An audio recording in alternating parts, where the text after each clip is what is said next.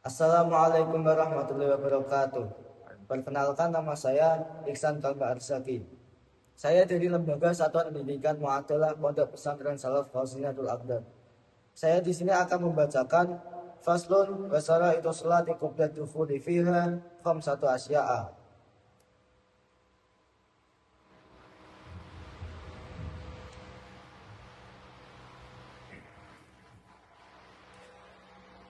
Bismillahirrahmanirrahim. Qala ma'alifu rahimahullah ta'ala wa nafa'na bihi wa bi ulumihi fid dharaini amin. Faslun Basara itu salati qabla dukhuli fiha khamsatu asya'a wa sulutu jam'u satin wa huwa lughatan al-alamatu wa syar'an ma tatawaqqafu sihhatu salati alaihi wa laysa juz'an minha wa kharaja bihadal qayyidi aruknu fa innahu juz'un minas salati asyatu al-awalu taharatul a'dha'i minal hadasi al-asghari wal akbari indal qudrati. Amma faqidu tahuraini fasalatuhu sahihatun ma'a wujubil i'adati alaihi wa taharatun najisi alladhi la yufa anhu fi saubin wa badanin wa makanin wa sayadkuru al-musannifu hadal akhira qariban wa sani satrul launil awrati indal qudrati walau kana asasul khalian aw fi dhulmatin fa in ajaza an satriha shalla ariyan wala yumi'u biruku'i wa sujudi bal yutimuhuma wala i'adata alaihi wa yakunu satrul awrati bilibasin tahirin. Bismillahirrahmanirrahim. Faslun Basara itu salati qabla dukhuli fiha khamsatu asya'a wa surutu jam'u satin wa huwa lughatan al-alamatu wa syar'an ma tatawaqqafu sihhatu salati alaihi wa laysa juz'an minha wa kharaja biyadal qayyidi abnu fa'inahu juz'un minas sholati. Pasal ini menerangkan tentang syarat-syarat sahnya sholat sebelum melakukannya. Syarat-syarat sah sholat sebelum melakukannya itu ada 5 perkara. Sebelum kita membahas tentang 5 tersebut, kita bahas dulu lafadz surut itu adalah jamak taksir dari lafadz satun. Syarat secara bahasa itu berarti sebuah tanda.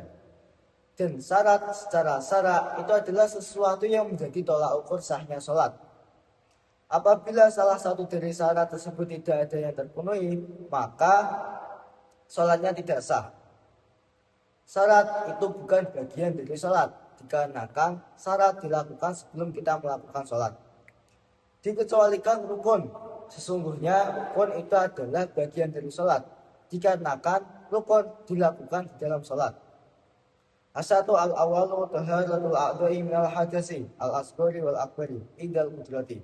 Amma faqidu tahuraini fasalatuhu sahihatun ma'a wujubil i'adati alaihi.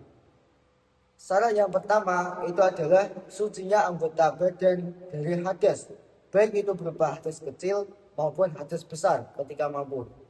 Adapun orang yang tidak mempunyai dua alat sesuci, yakni debu dan air, maka sholatnya sah, tapi besertaan wajibnya mengulangi sholat. Seperti contoh, ada seorang yang alergi terhadap debu. Jika ia terkena debu, ia langsung sakit dan demam. Tapi di sisi lain, di daerah tersebut sedang terjadi krisis air. Tidak ada air sama sekali. Maka ia tetap wajib sholat dan sholatnya sah, tapi besertaan dengan wajibnya mengulangi sholat. Wa taharat najisi alladzi la yufa anhu fi saubin wa badanin wa makanin. Wa sayadkuru al-musannifu hadal akhira qariban. Di selain suci dari hadas, ia juga harus suci dari najis yang tidak dimakfu pada pakaian, badan, dan tempat. Kayak musannaf akan menerangkan keterangan yang akhir, yakni tempat dalam waktu yang dekat. Wasani satrul awrati indal qudrati walau kana asasul khalian aw fidul matin fa in ajaza an satriha shalla ariyan wala yumi'u biruku'i wa sujudi bal yutimuhuma wala i'adata alaihi wa yakunu satrul awrati bilibasin tahirin.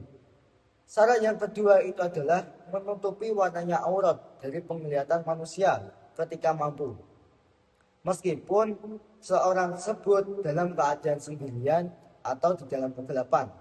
Seperti contoh, ada seseorang yang berada di suatu rumah dan tidak ada orang lain di rumah tersebut, maka ia tetap wajib menutupi aurat.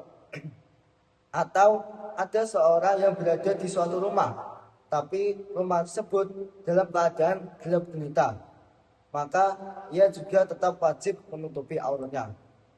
Kemudian, jika ada seseorang yang tidak mampu untuk menutupi aurat, maka ia sholat dalam keadaan telanjang.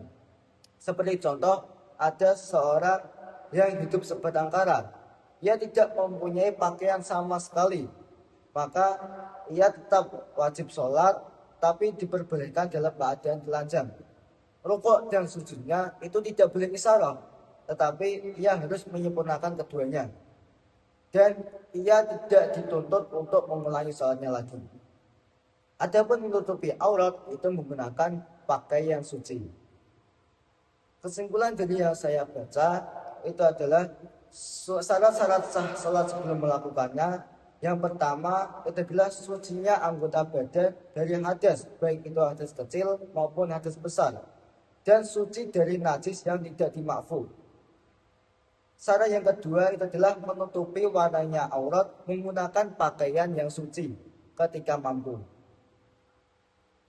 Sekian penjelasan dari saya, kurang lebihnya mohon maaf. Assalamualaikum warahmatullahi wabarakatuh.